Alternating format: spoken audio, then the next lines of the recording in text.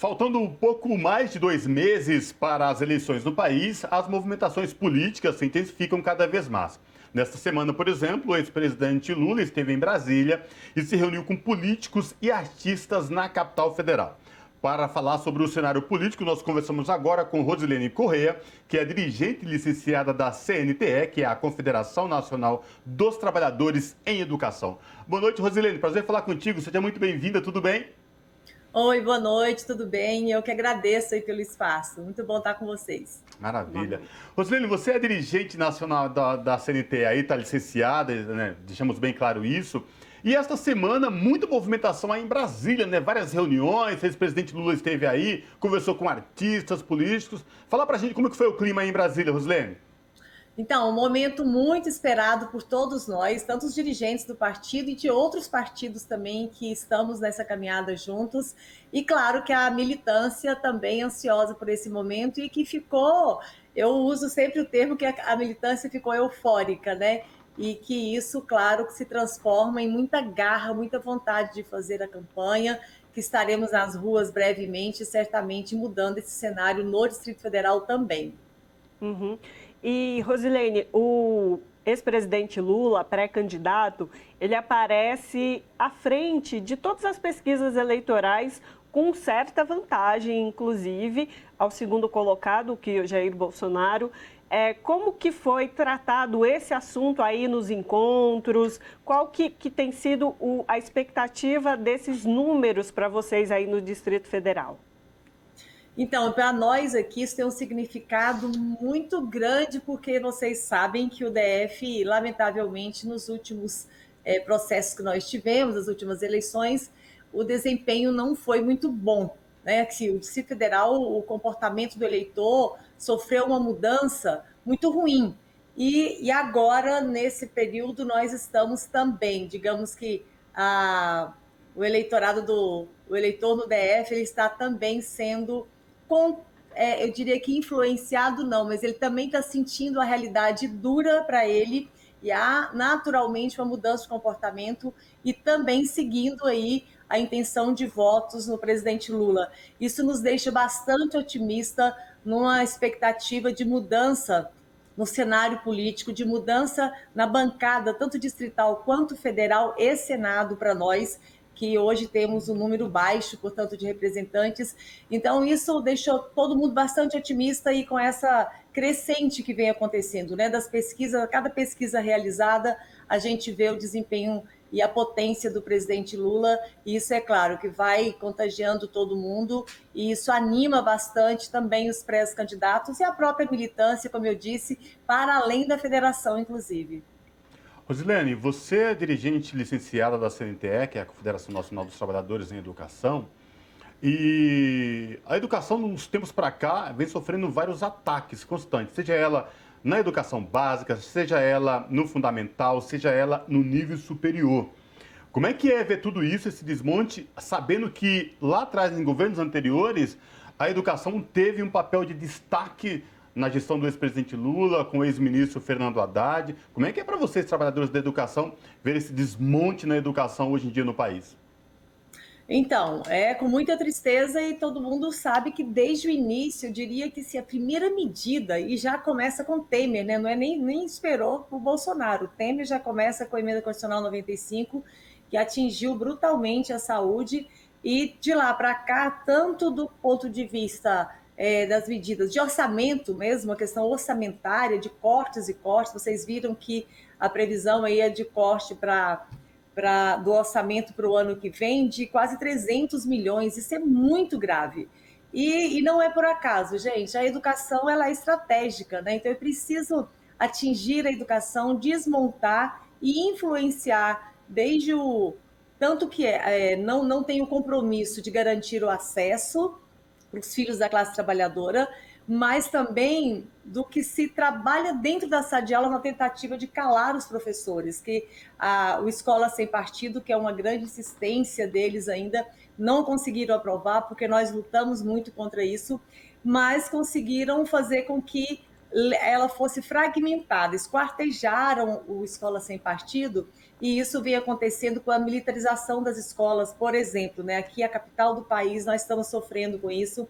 E aí, só também lembrando que ontem foi meu último dia de mandato no Sindicato dos Professores aqui do Distrito Federal, então a capital do país também vem sofrendo. Hoje, a manchete que nós temos aqui nos jornais é de que o governo está retirando um valor significativo para pagar folha de terceirizados, e que deveria ser o voucher para as creches. Aí eu quero lembrar aqui, gente, que nós passamos 50 anos na capital do país com apenas uma creche pública.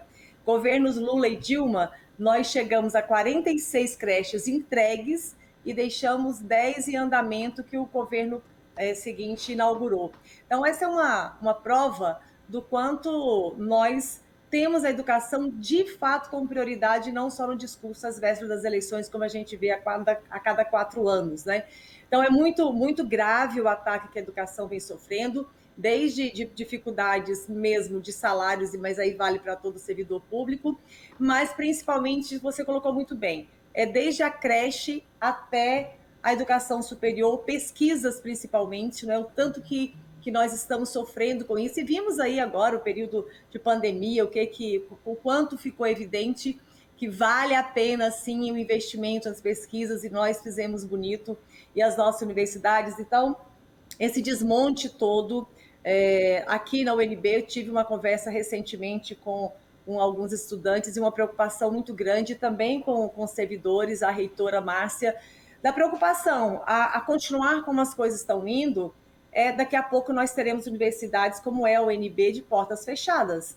Não tem como funcionar, porque não tem o básico, não tem orçamento para manutenção, para limpeza. Então, não estou nem falando das condições de trabalho, de salários para quem ali está, mas é mesmo de funcionamento. Então, essa é a maior prova de que não há nenhum compromisso com a educação pública no país hoje, com esse projeto que aí está. Uhum. Inclusive, você como profissional da educação, temos agora um episódio da interferência de pastores no MEC, esse processo que já tem um pedido da oposição de virar uma CPI, de ser investigado. Qual foi o sentimento e a análise das pessoas que trabalham com educação, independente do setor, como você diz, da creche ao superior, sobre esse assunto? Como que as pessoas receberam essa informação, tendo essa condição do desinvestimento na educação, da falta de recursos, da falta de apoio de que se faça uma educação de qualidade aqui no país? Então, muita indignação de todo mundo. Nós, inclusive, a CNTE organizou um ato de protesto em frente ao MEC, embora não tenham permitido que a gente fizesse muito barulho lá. Mas é isso, assim, o sentimento é de que são cortes e cortes, e o pouco que fica ainda sendo desviado daquela forma escancaradamente, assim, aquela exposição que foi. Então, e assim, a educação... A saúde, ela tem, quando você não tem um atendimento, você pode, né, infelizmente, ter uma morte imediata, fica evidente. A educação é uma morte que é lenta, porque ela é uma morte intelectual, é você excluir, tirar oportunidades, mas que não é tão visível, né, porque vai naturalizando isso, a nossa juventude pobre, da periferia, vai se afastando da escola pelas dificuldades, e são condenados a ter uma vida diferente do que é direito deles de ter. Então, isso é mais lento. Então, é muito triste, você ver que há uma geração toda sendo condenada. O novo ensino médio que foi implementado esse ano, nós lutamos muito para que não acontecesse, e é uma discussão que nós estamos fazendo para, quando estivermos de volta, isso sofrer alterações assim rapidamente, porque o novo ensino médio, ele exclui mais ainda, ele deixa de ofertar disciplinas para os nossos estudantes com a falsa ideia de que estão sendo preparados para o mercado de trabalho. É fato, estão sendo preparados para o mercado de trabalho para atender uma demanda que é de exploração, que é de realmente os nossos meninos da classe trabalhadora ficarem, o teto deles é o ensino médio, é submeter a sempre o subemprego. né, tirando a oportunidade de frequentar, de fato, a universidade e ir para o mercado de trabalho com as mesmas condições que qualquer outro. Então, isso é de uma tristeza enorme.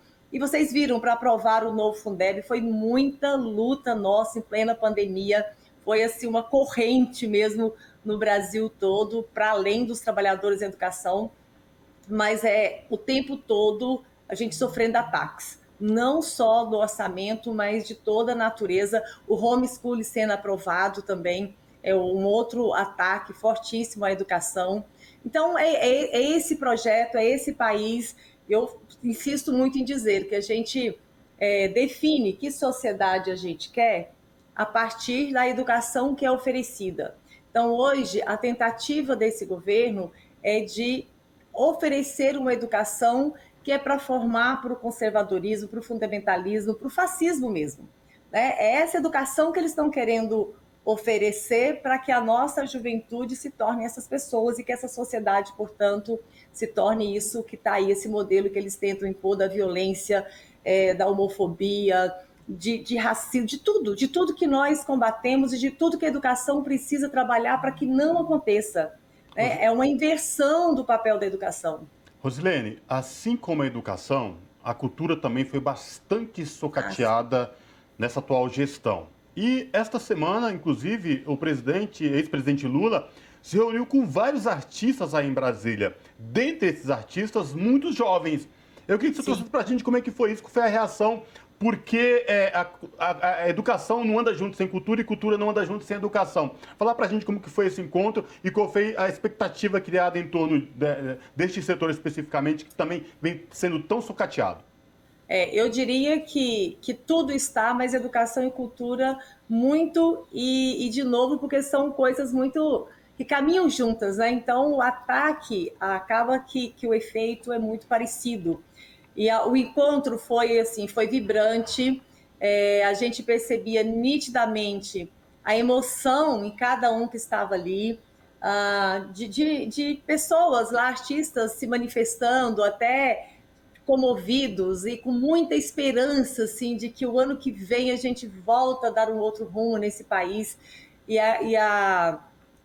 As questões sendo apresentadas ali, gente, que é o básico, sabe, o que significa a cultura de uma gente, né? Que é isso que está se tentando destruir também. Então, da mesma forma da educação, é a cultura, essa condição que esse atual governo coloca, é mesmo de ataque brutal, que nós precisamos, é como se eles decidissem que eles precisam, como se fosse para fazer uma lavagem assim de tudo que é o Brasil, de tudo que nós representamos, de tudo que é a história dessa gente brasileira, tem que desaparecer e criar-se uma nova história a partir do que eles definem.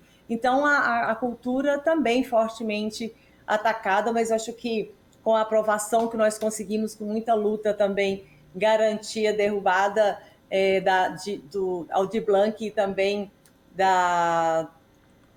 Ai, fugiu. Lei Paulo Gustavo. Paulo Gustavo.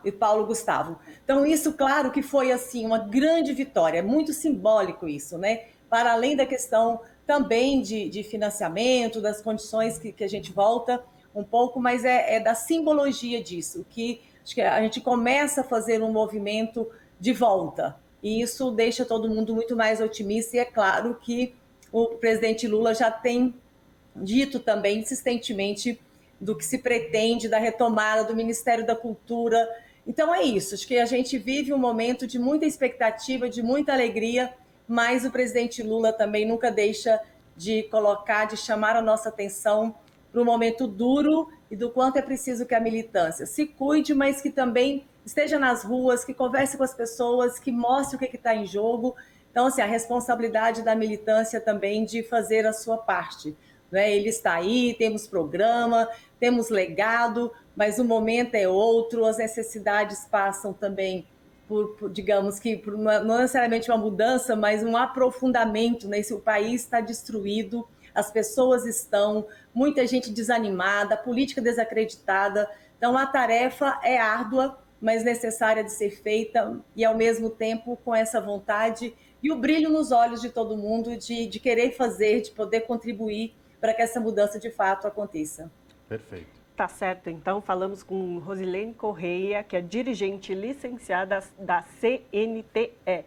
Rosilene, muito obrigada pela sua participação aqui no Revista Brasil TVT. Eu que agradeço, um bom trabalho para vocês. Uma boa noite. Abraço. Um abraço.